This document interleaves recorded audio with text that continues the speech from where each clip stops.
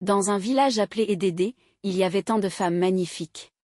Le village était réputé pour ses belles femmes qui étaient très fortes et pouvaient avoir de nombreux enfants. Tous les habitants en étaient fiers. Des gens de lieux éloignés venaient juste pour voir ces femmes et les épouser. Parmi toutes les filles d'Edédé, il y en avait une nommée Ada. Ada n'était pas seulement belle, elle était la plus belle fille de tout le village. Tous ceux qui la voyaient disaient « Waouh, regarde Ada, elle est si jolie ». Ada vivait avec ses parents et son frère Abassi. Ils formaient une petite famille de 4 personnes, mais ils étaient très heureux. Leurs parents les aimaient beaucoup et veillaient toujours à ce que Ada et Abassi aient tout ce dont ils avaient besoin. Les villageois disaient souvent « Ada est une si bonne fille, elle aide sa mère à la maison et elle est gentille avec tout le monde ». La beauté d'Ada ne se limitait pas à son apparence extérieure, elle était aussi belle intérieurement.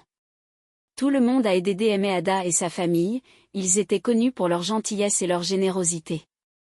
La vie à Edédé était simple et paisible. Le soleil brillait toujours de 1000 feux, les oiseaux chantaient de douces mélodies et les arbres étaient chargés de fruits. Ada et sa famille profitaient de chaque moment ensemble et étaient heureux dans leur petit village. Un jour, quelque chose de très triste se produisit dans le village d'Edédé. Les parents de Ada et Abassi, qui les aimaient tant, décédèrent. Ce fut une période très douloureuse pour Ada et Abassi. Ils étaient encore jeunes et ne savaient pas quoi faire sans leurs parents. La maison, autrefois remplie de rires, devint silencieuse. La joie dans leur cœur fut remplacée par la tristesse. Ada et Abassi durent être forts. Ils n'avaient personne d'autre pour s'occuper d'eux, alors ils décidèrent de prendre soin l'un de l'autre. Chaque jour, ils travaillaient dur. Ada allait au marché vendre des fruits et légumes, et Abassi aidait les agriculteurs dans les fermes. Ils faisaient tout ce qu'ils pouvaient pour s'assurer qu'ils avaient de la nourriture à manger et des vêtements à porter. Même si la vie devenait plus difficile sans leurs parents, Ada et Abassi se rapprochèrent encore plus.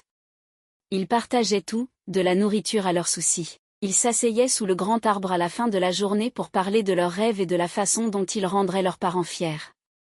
Au fil des ans, Ada grandit.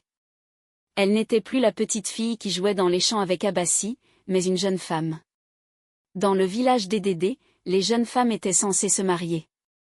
La plupart des filles du village se mariaient à 18 ans, mais Ada avait déjà 25 ans et n'était toujours pas mariée. Ses proches commencèrent à s'inquiéter. Ils venaient chez elle et disaient « Ada, tu vieillis, toutes les filles de ton âge sont mariées avec des enfants, pourquoi n'as-tu pas encore trouvé de mari ?» Ada souriait poliment et répondait « Je veux choisir le bon homme, je ne suis pas pressée. » Mais la pression ne faisait qu'augmenter. Ses proches n'arrêtaient pas de lui rappeler qu'elle devait se marier. Ils chuchotaient dans son dos « Pourquoi Ada est-elle toujours célibataire ? Elle est si belle, qu'attend-elle ?» Même les villageois commencèrent à parler. Ils la voyaient au marché et disaient « Ada, quand entendrons-nous le son des tambours de mariage pour toi ?» Ada ressentait la pression, mais elle ne voulait pas se précipiter dans le mariage. Elle voulait s'assurer d'épouser le bon homme, quelqu'un qui l'aimerait et la respecterait. Elle fréquentait un homme nommé Déli depuis un certain temps. Il était gentil et travailleur, et Ada l'aimait bien, mais elle n'avait pas décidé s'il était celui qu'elle voulait épouser. Un jour, après une nouvelle visite de ses proches inquiets, Ada s'assit et réfléchit longuement. Elle ne voulait pas être la dernière femme célibataire du village, ni que les gens continuent de parler dans son dos. Elle prit une décision. Ada alla voir Déli et lui dit « Déli, je pense qu'il est temps que nous nous marions. » Déli sourit et était très heureux. Il avait attendu que Ada dise ces mots. « Je te rendrai heureuse, Ada, promit-il, et ainsi commencèrent les préparatifs du mariage. » Tout le village était excité car Ada, la plus belle fille d'Edédé, se mariait enfin. Les tambours battaient bientôt et les chants rempliraient l'air. Ada était sur le point de faire le grand pas dans sa vie, espérant avoir fait le bon choix. Le mariage d'Ada et Déli fut le plus grand que le village d'Edédé ait vu depuis longtemps. Les tambours battaient fort, les chants étaient doux et tout le monde dansait de joie. Tout le village vint célébrer le grand jour de Ada. Les gens murmuraient, Ada se marie enfin. Ce fut une journée pleine de bonheur et d'excitation. Après le mariage, Ada emménagea avec Déli et sa famille. Elle était déterminée à être la meilleure épouse possible. Chaque matin, Ada se levait tôt pour aller chercher de l'eau et préparer la nourriture pour la famille. Elle nettoyait la maison jusqu'à ce qu'elle brille et aidait la mère de Deli avec tout ce dont elle avait besoin. La famille de Deli était satisfaite d'Ada. La mère de Deli disait souvent, « Ada, tu es une si bonne épouse, nous sommes heureux de t'avoir. » Ada souriait, fière d'elle-même. Mais avec le temps, quelque chose commença à inquiéter la mère de Deli. 2 ans s'étaient écoulés depuis le mariage et Ada n'avait toujours pas eu d'enfant. Dans ce village, les enfants étaient très importants et il était attendu que la femme en ait bientôt après le mariage. La mère de Deli commença à s'inquiéter et à se demander pourquoi Ada n'était pas tombée enceinte. Un jour, elle demanda à Ada, « Ada, tout va bien? Cela fait 2 ans et il n'y a toujours pas d'enfant, qu'est-ce qui ne va pas ?» Ada se sentit triste et incertaine. Elle ne savait pas pourquoi elle n'était pas tombée enceinte. Elle désirait un enfant autant que la mère de Deli, mais rien ne semblait se produire. « Je ne sais pas, maman, » répondit Ada doucement, « nous essayons, mais rien ne se passe. » La mère de Deli fronça les sourcils et réfléchit profondément. Elle aimait Ada, mais elle s'inquiétait pour l'avenir. Elle voulait des petits-enfants pour perpétuer le nom de la famille. Chaque fois qu'elle regardait Ada, elle soupirait et secouait la tête, se demandant quel pouvait être le problème. Ada remarqua que la mère de Deli devenait de plus en plus distante et inquiète. La maison, autrefois remplie de rire et de joie, était maintenant silencieuse et remplie de préoccupations. Ada continuait de faire toutes ses tâches ménagères et d'aider autour de la maison, mais à l'intérieur, elle ressentait le poids de ne pas pouvoir donner à Deli et à sa famille un enfant. Les jours se transformaient en semaines, les semaines en mois, mais il n'y avait toujours pas de bébé. Ada commença à s'inquiéter elle aussi. Elle priait chaque nuit en espérant un miracle, mais au fond d'elle, elle craignait ce qui pourrait arriver si elle ne pouvait pas avoir d'enfant. Avec le temps qui passait et toujours pas d'enfant, la mère de Deli devint de plus en plus anxieuse. Elle ne pouvait plus attendre plus longtemps.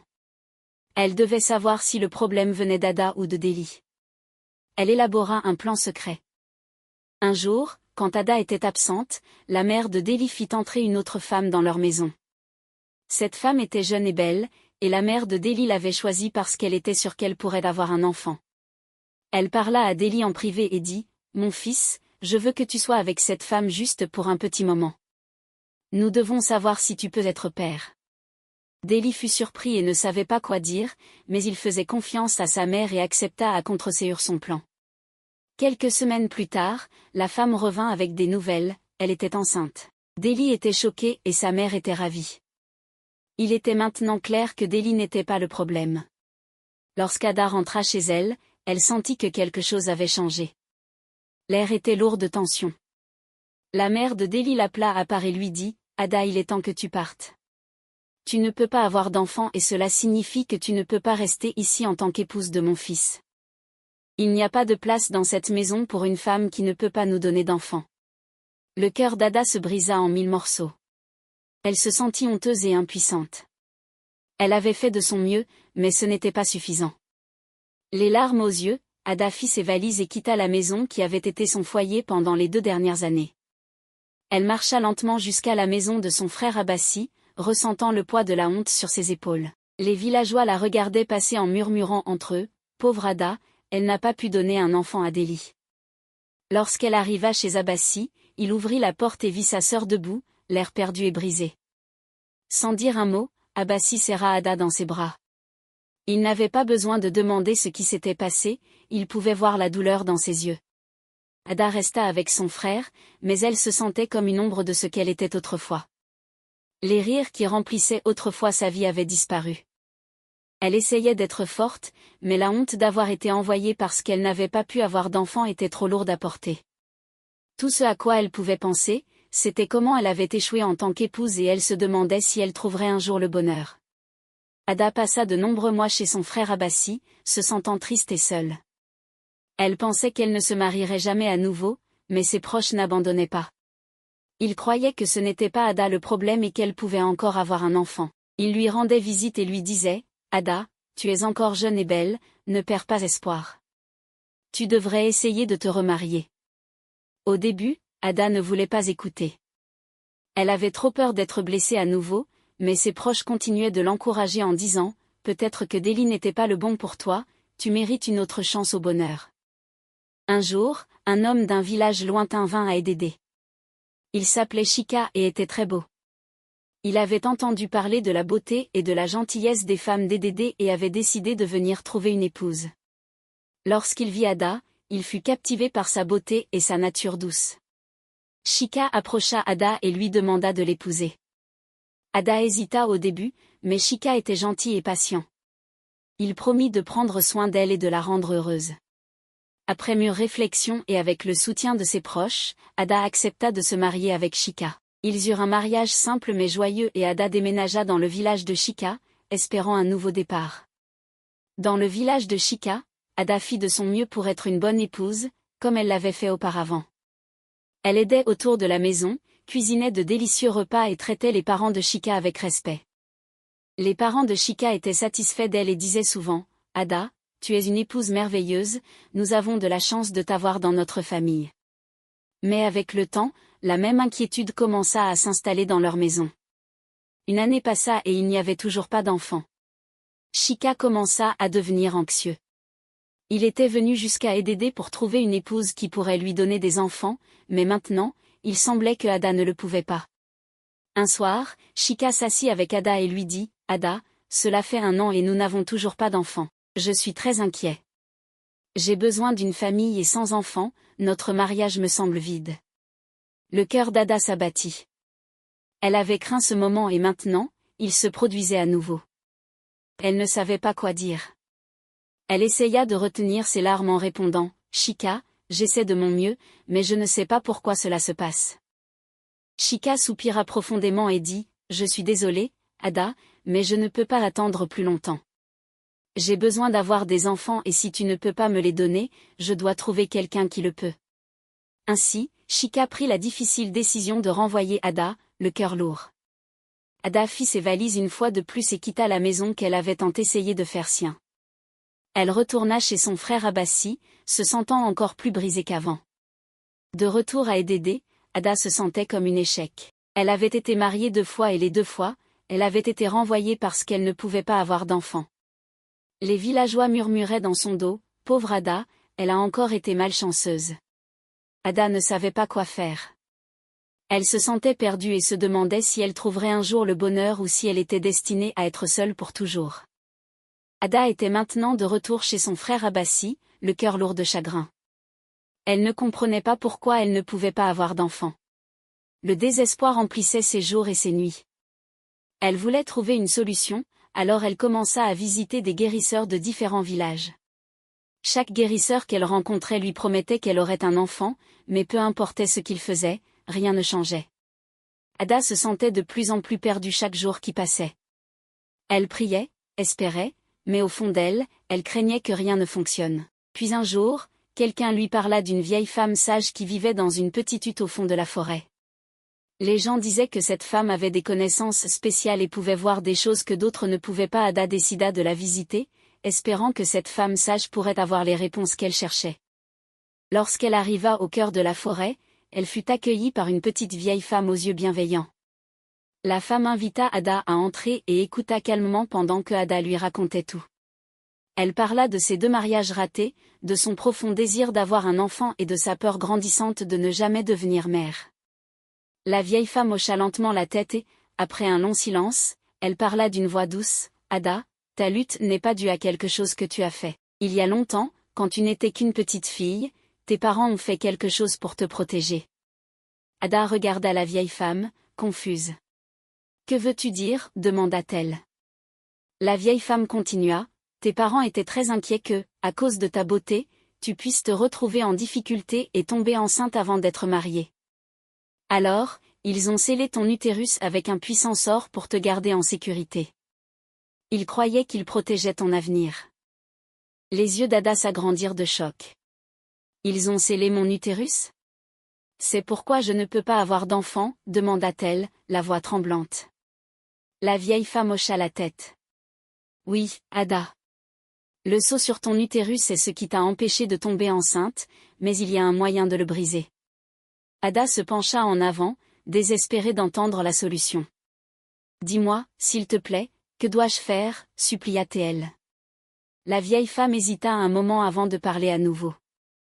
Le sceau ne peut être brisé que si tu as des relations avec quelqu'un qui partage ton sang. Tes parents n'avaient pas l'intention de faire cela, mais le sort qu'ils ont utilisé était très puissant. La seule personne qui peut briser le sceau est ton frère Abassi. Ada sentit son cœur s'arrêter. Mon frère, murmura-t-elle, incrédule. L'idée était choquante et impensable. Il doit y avoir une autre solution, pleura-t-elle. La vieille femme secoua tristement la tête. Je crains que non, Ada. Le sort est puissant et seule une telle union peut briser le sceau. Ada resta assise en silence, l'esprit en ébullition. Elle ne pouvait pas imaginer faire une telle chose, mais la pensée de ne jamais avoir d'enfant était trop lourde à supporter. Elle se sentait piégée, déchirée entre le désir de devenir mère et l'horreur de ce qu'elle devrait faire pour y parvenir. La vieille femme vit la douleur dans les yeux d'Ada et dit doucement, « Je sais que c'est difficile, Ada. Tu dois réfléchir attentivement avant de prendre une décision, mais sache que c'est la vérité. » Ada quitta la hutte de la vieille femme, le cœur lourd du fardeau de ce qu'elle avait appris. Elle ne savait pas quoi faire. Le chemin devant elle était sombre et rempli de choix impossibles. En rentrant chez son frère, elle savait que sa vie ne serait plus jamais la même. Ada retourna chez son frère Abassi, l'esprit en tumulte. La pensée de coucher avec son frère Abassi pour débloquer son utérus était quelque chose qu'elle ne pouvait pas accepter. Cela lui semblait mal, mais la peur de ne jamais avoir d'enfant la hantait.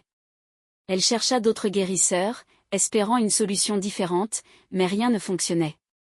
Désespérée, Ada entra dans 2 autres mariages, mais chacun se termina de la même manière, pas d'enfant et son mari la renvoya. Les villageois murmuraient que Ada était maudite. Les commérages constants pesaient lourdement sur Ada. Elle avait 35 ans et son rêve de devenir mère semblait impossible. Les paroles de la vieille femme résonnaient dans son esprit, devenant plus fortes chaque jour. Mais comment pouvait-elle demander à Abassi, son frère et protecteur, de faire une telle chose? Ada luttait avec ce dilemme, se sentant piégée entre son désir d'avoir un enfant et l'horreur de ce qu'il faudrait faire pour y parvenir. Avec le temps, son inspiration grandit et elle savait qu'elle devait bientôt prendre une décision, même si cela changerait sa vie à jamais. Après de nombreux chagrins, Ada avait presque perdu espoir de trouver le bonheur. Puis elle rencontra Doku, un homme riche de la ville. Doku, cherchant une épouse qui pourrait lui donner de nombreux enfants, fut attiré par la beauté et la grâce d'Ada. Ignorant ses luttes, Ada était flattée par l'attention de Doku, mais la peur l'envahissait. Elle savait qu'il voulait des enfants et qu'elle ne pouvait pas lui en donner, du moins pas encore. La perspective de se marier avec un homme riche de la ville et d'être admirée était trop tentante pour résister.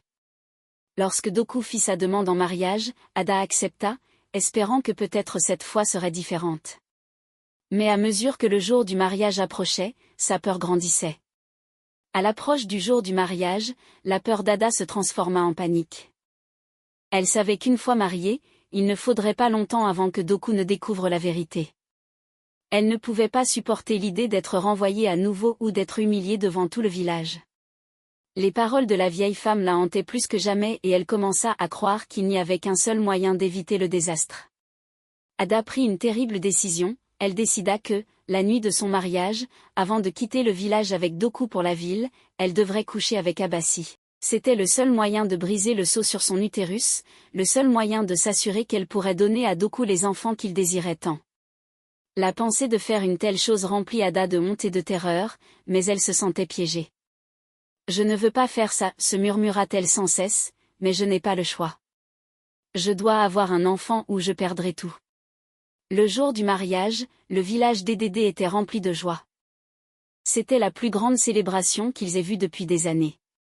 Des gens de partout vinrent assister à l'union d'Ada et Doku. La musique jouait, les danseurs dansaient et l'air était rempli du doux parfum des fleurs. Mais Ada pouvait à peine profiter des festivités.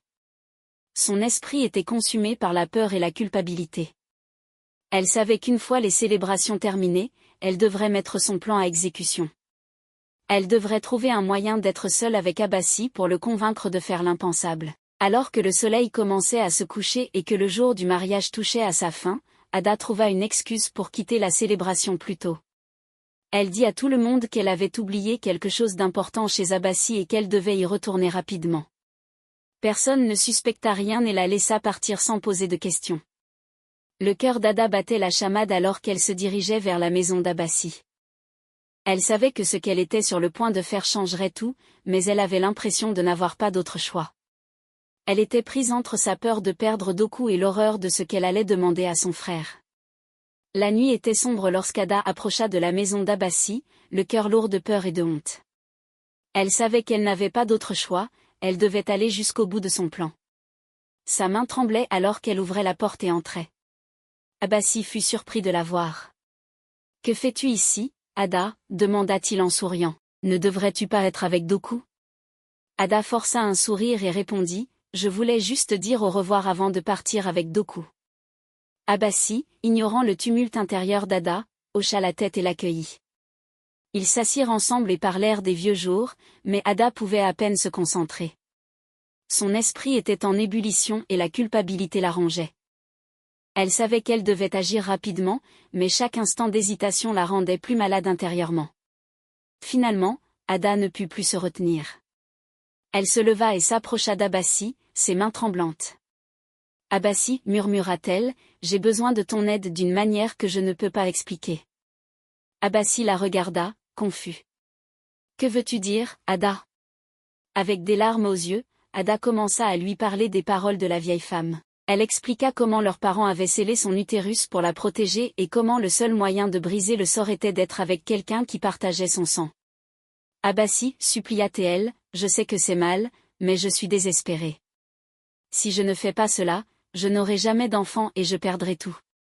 S'il te plaît, j'ai besoin que tu m'aides. » Le visage d'Abassi pâlit alors qu'il réalisait ce que Ada lui demandait. Il secoua la tête et recula. « Ada, non, c'est mal. Tu es ma sœur, je ne peux pas faire ça. » Mais Ada était désespérée. Elle tendit la main vers lui, essayant de le convaincre, les larmes coulant sur son visage. « S'il te plaît, Abassi, tu es le seul à pouvoir m'aider. Je ne veux pas faire ça, mais je n'ai pas d'autre choix. S'il te plaît, ne me laisse pas comme ça. » Abassi était horrifié. Il ne pouvait pas croire ce qu'il entendait. « Ada, arrête. Je ne peux pas, c'est mal et tu le sais. Je t'aime, mais pas de cette manière. S'il te plaît, ne me force pas à faire ça. » À ce moment-là, la porte de la pièce s'ouvrit et la femme d'Abassi entra. Elle se figea de choc en voyant Ada s'accrocher à son mari, sa robe défraîchie et son visage plein de désespoir. « Que se passe-t-il ici » cria-t-elle, sa voix tremblante de colère et de confusion. Abassi tenta rapidement d'expliquer, « Ce n'est pas ce que ça semble être, Ada. Elle a besoin d'aide, mais pas de cette manière. » Mais la femme d'Abassi courut déjà hors de la maison en criant, « Venez vite, quelque chose de terrible se passe. Venez voir. » En quelques instants, tout le village était éveillé. La population se rassembla devant la maison d'Abassi, l'air rempli de murmures et de souffles choqués alors que les gens tentaient de comprendre ce qui se passait. Les anciens du village arrivèrent, exigeant de connaître la vérité. Ada, réalisant qu'il n'y avait aucun moyen de cacher ce qui s'était passé, tomba à genoux et commença à pleurer. « Je suis désolée, cria-t-elle, je suis tellement désolée. Je ne voulais pas ça, mais je ne savais pas quoi faire. » À travers ses larmes, Ada avoua tout. Elle leur parla des paroles de la vieille femme, de comment ses parents avaient scellé son utérus pour la protéger et du terrible conseil qui l'avait poussée à croire que seule une union avec son frère pouvait briser la malédiction. Elle admit qu'elle avait menti à Doku en prétendant qu'elle pouvait lui donner des enfants, même si elle connaissait la vérité. Les villageois écoutèrent en silence, leurs visages remplis de pitié, de colère et de tristesse. Ils ne pouvaient pas croire ce qu'ils entendaient. Certains d'entre eux chuchotaient entre eux, « Comment cela a-t-il pu arriver ? Pauvre Ada, poussée à une telle désespoir. » Les anciens, après avoir entendu la confession d'Ada, se tournèrent vers Doku, qui se tenait parmi la foule, le visage pâle et les yeux écarquillés de choc. Ils lui demandèrent ce qu'il voulait faire maintenant qu'il connaissait la vérité. Doku resta silencieux pendant longtemps, le cœur lourd de trahison et de déception. Il avait aimé Ada, ou du moins la personne qu'il pensait qu'elle était. Maintenant, tout était ruiné. Il ne savait pas s'il pourrait un jour lui pardonner, mais il ne pouvait pas non plus ignorer la profonde tristesse dans ses yeux. Après ce qui sembla être une éternité, Doku finit par parler, sa voix basse et remplie de douleur. « Si Ada croit que c'est le seul moyen de briser la malédiction, alors je ne m'opposerai pas. Mais ce n'est pas comme je l'imaginais, notre vie ensemble. Je ne sais pas si je pourrai un jour la regarder de la même manière.